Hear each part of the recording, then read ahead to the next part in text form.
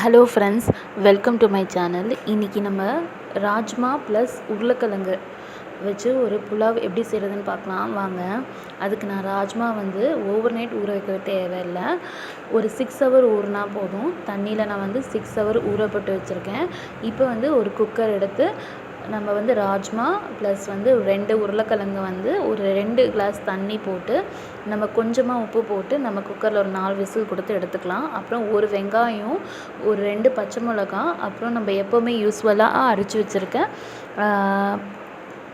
கருவேப்பிலை பொடி, இது நான் ரெடி பண்ணி வச்சுருக்கேன். அதுக்கப்புறம் ராஜ்மா வேக வச்சு எடுத்தாச்சு.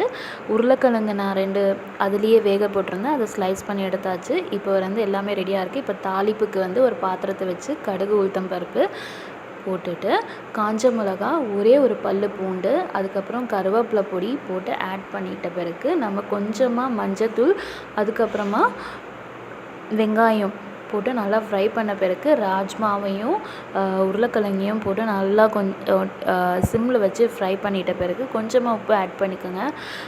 ஃப்ரை பண்ணி எடுத்துட்ட பிறகு நம்ம ரைஸ் ஆட் பண்ணிட்டா சூப்பரான ஒரு புலாவ் ரெடி. இந்த புலாவ் நீங்கள் லஞ்சுக்கு ப்ரிப்பேர் பண்ணலாம். நான் இப்போ ஒரு அரை கிளாஸ் சாப்பாடு அளவுக்கு தான் ப்ரிப்பேர் பண்ணியிருக்கிறேன். ஒரு 100 கிராம் ராஜ்மா தான் இருக்கும். நீங்கள் ரைஸ்க்கு ப்ரிப்பேர் பண்ணிங்கன்னா அதுக்கேற்ற மாதிரி கொஞ்சம் ஒரு 1/4 கிலோ அளவுக்கு நீங்கள் ஃபுல்லாக எடுத்து லஞ்சுக்கு மீலாக இது ப்ரிப்பேர் பண்ணி சாப்பிட்லாம். சூப்பராக இருக்கும். இது நான் ஈவினிங் ஸ்நாக்ஸ்க்காக ரெடி பண்ணியிருக்கேன். ஈவினிங் ஸ்நாக்ஸ்க்காகவும் குழந்தைங்களுக்கு இது கொடுக்கலாம்.